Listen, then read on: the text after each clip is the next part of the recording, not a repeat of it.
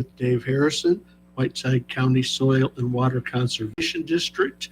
And this is Dave's second to last show.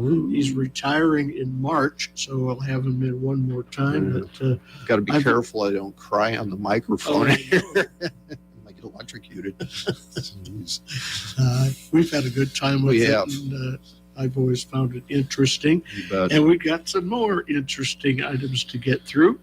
And you've got, let's see, an informal survey we want to go through. Yeah. Songbird habitat, wood duck, dead zones, and CRP. So let's go with your informal survey. Yeah. What you got for that? I think most of the listeners know that, I work out in the country a lot, both independently and for my job too. And as I'm driving to and fro, it's nothing scientific, but I look at certain fields and certain habitats as I drive past them. And I usually drive past them several times a week.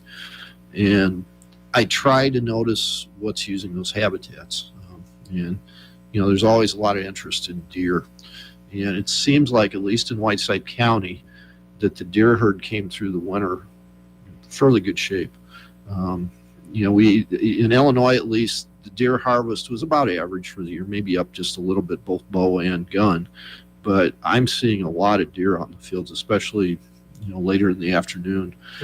There's no pressure on them right now in Illinois. There's no hunting season, so they're coming out earlier and earlier, and it's a great opportunity to account. And at least the neighborhoods I'm driving through, I shouldn't say neighborhoods, but the country townships I'm driving through in northern Whiteside, the deer herd seems like it's in pretty good shape. A lot of young animals, which bodes well for the future. The adults, the does look really sleek and fattened up. A lot of them are with fawns right now, but everything's looking pretty good on the deer side. Turkey, though, I would say is the bright spot. At least in Illinois, the turkey flock's really been suffering. Between the insect problem, the buffalo gnats, habitat changes, and then some really, really rough winters, the turkey flock's really gone downhill. This year, I'm seeing a lot more young birds. We had a really good spring, so a lot of those birds were recruited as adults now, and that's a good sign. A lot of young hens, a lot of jakes or young males are out there. So I think from, at least in northern Illinois, and I think probably in eastern Iowa too, turkey flock's okay right now. I think if we have a couple more mild winters where the fields are open, they can get to food and not have to try to scratch through ice, they should be in pretty good shape. And then if we have a couple springs where it's fairly dry and not real cold and wet, those chicks will make it and they'll grow into adults. I saw a statistic somewhere where I think there's only like 30% of the eggs actually hatch, and of that, in a real good year, 5 to 10% survive to be adults. So the number of eggs that actually hatch and result in adults is pretty low anyway. And if you have a wet spring, those chicks just can't keep warm enough, and the hens can't keep them dry enough, and a lot of them die. So your adult recruitment gets less and less. But this year looks good. I've seen a lot of nice sized flocks. Once again, a lot of young birds out there, which is good for the future. So yeah, I used to see turkey fairly regularly up where you live. There. Yeah, you bet. And I haven't noticed them for quite a few years, even up in the cemetery. Yeah, there used to be a bunch. But yeah, there's a pretty good woods up on that bluff. And the cemetery provides some really good, what I would call brood habitat, where they can go out and chase bugs around, and there's short grass and they can see predators. And you're right, there's usually a pretty decent flock up there. Well, hopefully that'll change here in the next year or two. They'll come back again. But the thing to remember, habitats are dynamic, and like a woodland habitat, if you let it stay the same from year to year, what you're doing for the biology of the animals actually goes down. But if you do something to disturb that woods, whether it be fire, or a timber harvest, cleaning out the honeysuckle, that benefits woodland animals, both deer and turkey. And turkeys are real sensitive about being able to see above the brush. And if there's a lot of honeysuckle choking your oak timber out, they'll avoid it and they won't use it. So if that's happening, the best thing you do is just go in there and get that honeysuckle out, and maybe do a little timber stand improvement too. Get some light down to that forest floor, and it'll help those turkeys. So, all right, and let's see, we got songbirds. Songbirds. Through that too. Yeah. One of the things I do, and I'm kind of a bird nerd. We'll get you a T-shirt. Yeah, you should. That'd be a good one for me. I could wear it on the next show. One of the things I like to do is during the day, I like to sit and watch my bird feeders and just see what's coming in. What's in its we're the last few weeks when it's been so cold. We still had snow over there back then. Every night it started at 3:00. I'd have deer coming in with the bird feeder.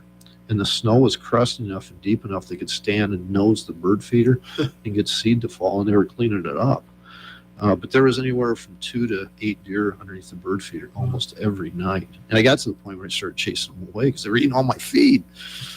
But the one bird I was a little concerned about, and it might have been my fault because I was feeding a little bit more corn and sorghum this winter just for the protein and fat, and I cut back a little bit on the sunflowers, and some of your viewers will recognize the name of the Tufted Tit Mouse, which is a cool little bird, a little bit bigger than a black-cap chickadee with a tuft or a little bit of a horn of feathers that comes off its top of its head.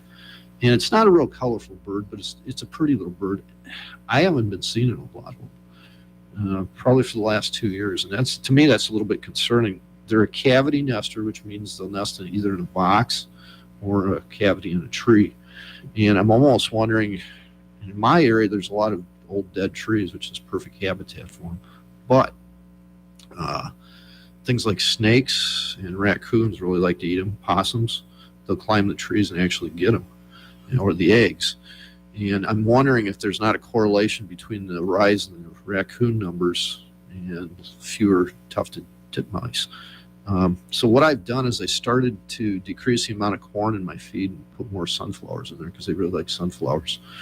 And I'm seeing, but I'm a little concerned because I used to have tons of them. Black-cap chickadees and the tit mice would be coming. Every 5 minutes you'd see a new one coming in to feed, and I just haven't seen it. I'm a little worried about that. So stay tuned. Hopefully, if some of the listeners can let me know at work if they're seeing them, that'd be great. Give me a call. The other bird, though, that is doing really well is the northern cardinal. Cornell University runs a really good bird monitoring program, and they say the cardinal has probably increased its range by 40 to 50% in the U.S. And I can see it in my backyard. I'll have anywhere from 12 to 15 of them at any one time at the feeder, and males, females, the whole bed. So that's the good news. Keep an eye out for bluebirds. The males should be coming back. We've got a south wind this coming week, and you might start to see some males coming back. I know it's a little early, but anytime we get close to March with the south wind, they'll be heading on that wind. They'll be coming up to stake territories out. So the bluebirds should be coming back pretty quick. The robins. The robins. Hopefully the ground thaws a little bit for them. Although they'll eat fruit during the winter when the ground's frozen, they can't get it warms. Yeah. They will eat fruit to keep themselves going for a while. So hopefully don't get any more snow. Well, yeah, let's hope not. Yeah. Now, you also got songbird habitat as a topic to go through. Yeah, I've kind of covered this in the past in bits and pieces, but I wanted to put together just a quick summary of what, if you're interested in songbirds, and you can be in the country, you can be in the city, and this formula still works. I think most of you know that I'm kind of a big Seinfeld fan. I loved Kramer. And one of the things he did, he had an apartment, and he put different levels in. So he went into his apartment, and there were boards set all over, and he had bunk beds all over the place. And when you're setting up a songbird habitat, it's important to have different heights or levels too. If you have big existing trees, that's great. If you have smaller trees and shrubs, that's wonderful too. And then if you have flowers and grasses that are a little bit shorter too. So if you can have a variety of layers, that makes a difference. And, when it comes to food, I already talked a little bit about the food. Try to place it where those birds don't have to go very far to get it from cover. In other words, in my backyard, the furthest they have to fly is maybe 20 feet to get to cover. And what you have to remember is, besides the songbirds, you're also attracting things like Cooper's hawks and sharp-shinned hawks, and they eat the songbirds. So the less stress you can put on those birds, the more they'll use your food, and the closer to cover, the better chance they have against those predators. So it's always a good idea to locate food somewhere near either shrubs or a tree where they can zip into if they have to real quick. And you'll know the hawk's there because you'll have 20 or 30 birds on your feet, and all of a sudden they'll just explode and be gone. So you can always tell it's around. One other thing too is nest boxes. If you have existing nest boxes, you should be opening them up for a couple weeks here. Let them air out a little bit, get any mouse nests out of there, and then close them up around probably the 1st to the middle of March. The males will come first, they'll claim the boxes, and then the females will follow within a week and a half to 2 weeks. But it's time to clean those boxes out and let them air. A couple other things for those of you who might have marshes or ponds, get out there, clean your wood duck boxes out. That's what I was doing this weekend. I put up one and I cleaned, I think, 4 or 5 of them on a little marsh that I kind of take care of. But the male wood ducks will be heading up here pretty quick too with the south wind. If it's going to be 50 degrees this week, eventually we're going to have some open water, and those birds will be taking advantage of it. So be prepared. Remember, no more than about 4 inches of pine shavings on the bottom. If you get any deeper than that, a lot of times the raccoons can reach in and grab the hens and the eggs. But it's time to clean them out. So good time to do that. Nice winter day. Yeah. Well, what have we got coming up here the last couple of items? Yeah. Dead zone. Yeah. For that. For those in the farming industry, the dead zone's probably become a word of, kind of almost a blighted word. Nobody wants to hear about it, but it's starting to expand again in the Gulf of Mexico, which means there's still nutrients coming down the Mississippi, causing a lot of like micro plant growth to take the oxygen out of the water. And that results in fish and shrimp either leaving or dying. So all those folks down in those Cajun neighborhoods that are family fishermen have to keep going further and further out, which means it takes more fuel and it increases the price of the seafood that they catch and sell to you as listeners. So the shrimp prices go up. In Illinois, at least in Whiteside County, we've really tried to use cover crops to help this problem. A simple rye cover over winter and into the spring takes about 40 to 50% of the nitrogen out of that tile water that ordinarily would end up in the Mississippi and down into the Delta. So that's a very practical thing to do. There's other things. If you're concerned about that as a farmer, go into your SWCD and NRCS office and talk to them about some things you can do. And there's cost share available, I know, in both states. And hopefully we can help you to reduce that amount of nitrogen going down the river. So it's really important. Okay. That pretty much wrap us up for this Tuesday. I know. Okay. Fastest 15 minutes of my life. Yeah, it goes fast. But hey, thanks for coming in again Thank today. you. We'll see you next month. You bet. You have a good month before you get Well, you too, Greg. All right. Thank you.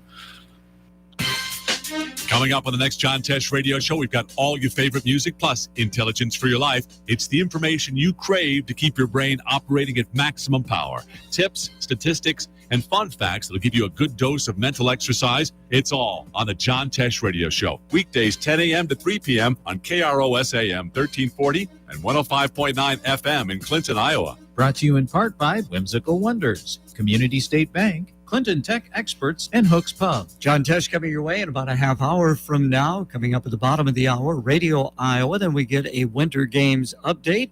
And Paul Dimkowski will be in with Wheel and Deal. We've got prep basketball